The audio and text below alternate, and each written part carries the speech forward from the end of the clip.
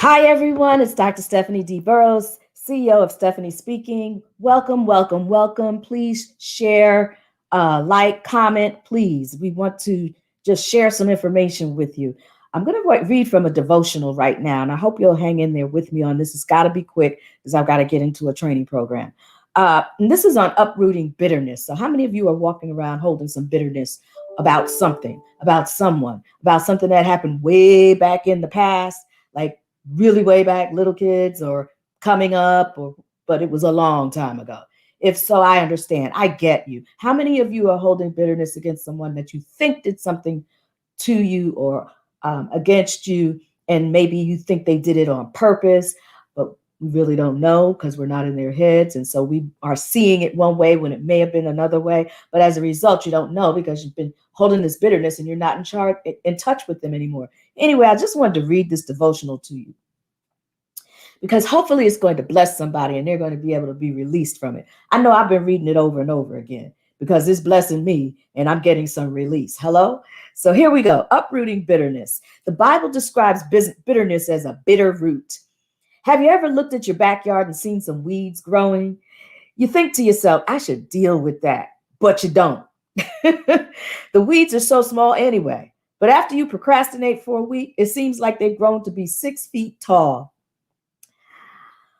What started off as something that could have easily been dealt with has now become Jack and the Beanstalk in your backyard. Think about that. Something that I hear you, Jennifer Harper Sewell. I hear you. I feel you. And it's like something that would have been really, really small if we had nipped it in the bud right in the very beginning and talked to the person, or really trying to get a better understanding of where they were coming from. And I know that if we just ask certain questions, the truth will reveal itself, right? But you don't do that because you took offense immediately. The feelings got all up in the way, right? Those feelings that lie to you. Okay, that ego that's there to lie to you. Okay, I'm just saying. Anyway, the longer you let a weed grow, the harder it is to get rid of it. If you've ever tried to pull out a big root, you know it's back-breaking work, and many times you end up breaking it off and you think you're good. Any of you ever done any gardening? And in order to do that, you had to clear the land. No matter how large or small your yard was, you still had to clear it and pull out some roots sometimes, old ones, dead ones, but they're so deeply buried, they were difficult to get out. I know what that's like. So you think, phew, glad that's over. I'm done with it. Out of sight, out of mind. But if you don't get the entire root, oh, honey, there's a whole lot more going on beneath the surface that you can't see.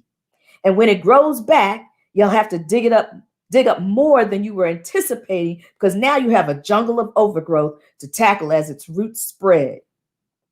Now the roots are spreading.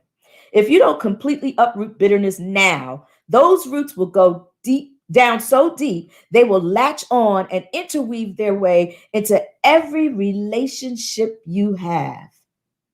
Ooh. Oh my gosh. Should I say that again? If you don't completely uproot bitterness now, those roots will go down so deep they will latch on and interweave their way into every relationship you have. Bitterness will affect your view of everything you see. So now your view has been clouded. Now it's been knocked out of focus, I will say. Bitterness will affect your view of everything you see, and it will keep you from the destiny God has for you to walk in. Ow. Offended people. Oh, okay. See, now they already slapped me in my face saying it will, having this bitterness will keep you from walking in the destiny God has for you. But get this one. Offended people never make it to their destiny. Bam, bam, bam. That's a slap in the face, right? Offended people never make it to their destiny. It's a trap. Why give somebody or a particular situation that much power over your life? It's been 3 years. It's messed with you for 10 years. It's kept you from enjoying life for 20 years. It's stolen your joy for 32 years. It's kept you from so much in life, and now you feel like you can't move on. Why not determine today not to allow it to rob you of one more day of your life? Why not determine today not to allow bitterness to rob you of one more day of your life? Better yet, refuse to get offended ever again. I know that's going to take some work, right? But that means going deep, going inward, and working on ourselves. But we don't have to only work on ourselves, and we don't have to only rely upon ourselves to do the work and to get it uprooted. Because, see, with God's help, you can do this. Most of us have a hard time forgiving because we don't want to give them anything. And I want to share with you a picture that, okay, this is something else. Okay, this is a description that the author is writing. Now, I'm taking this devotional from YouVersion Bible, just in case you are wondering where she's getting this from. And it's out of a plan. And I'm going to stop where I was unless I see something else. Okay. Da da da da da. He's giving you an. Okay. So maybe I will. Do I have time? No, I don't have time. I'm going to have to get off in a moment. Got to jump into a training. But anyway, I can finish this at another time. But I want to tell you where you can also look. Hebrews 12:15 offers us this command. See to it that no one falls short of the grace of God, and that no bitter root grows up to cause trouble and defile many. So he does give some information in here, but it's he tells a story also, and I'm going to want to share that with you. But I want you to know that I'm going through this 5-day reading plan called Don't Quit in the Dip. Y'all know what the dip is, right? Don't quit in the dip. There's more for you on the other side of the dip. You got to get out of that dip, okay? But don't quit in the dip. And that's the name of this plan. And that was a devotional for I believe that was day 4. So I'm already up in, was it day 4? Day 4. Okay. I believe that was it.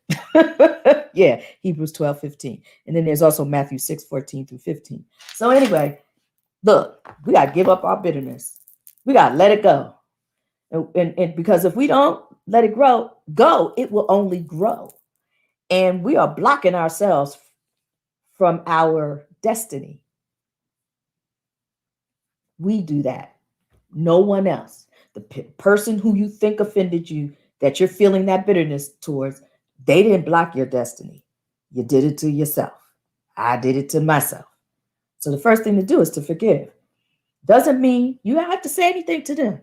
But you tell yourself in your mind, or you can say it out loud, I forgive so-and-so for such and such and such.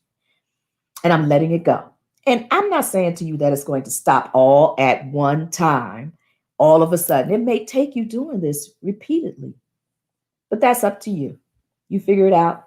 And if you need help figuring it out, you can always get in touch with me by scheduling a meeting. And you can schedule it at, I'm putting it in the chat,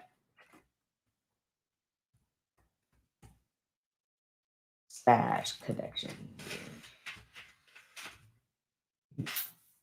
Glad to have that chat with you to see if we can work something through for you. I know we can. It's up to you. Bye, everyone. Have a blessed day. God bless each and every one of you. And it's your turn now. Be a blessing to somebody else.